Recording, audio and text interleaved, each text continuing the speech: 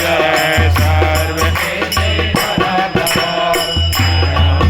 शिवसादेवा गौरी पुत्र विनायक भक्तावाजस्वरे नित्य आयुष कामादधि शतमं वक्रतुण्डं च एकदन्तं द्वितीयं भजभद्रां चतुर्थकां लम्बोदरं पञ्चमं च षष्ठं विकटमेव च सप्तमं विघ्नराजेन्द्रं धूम्रवर्णं तथा नवमं बालचन्द्रं च दशमं तो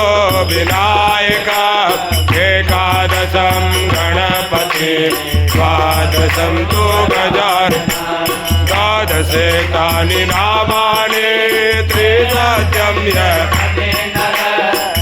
जय विघ्नभयं तस्य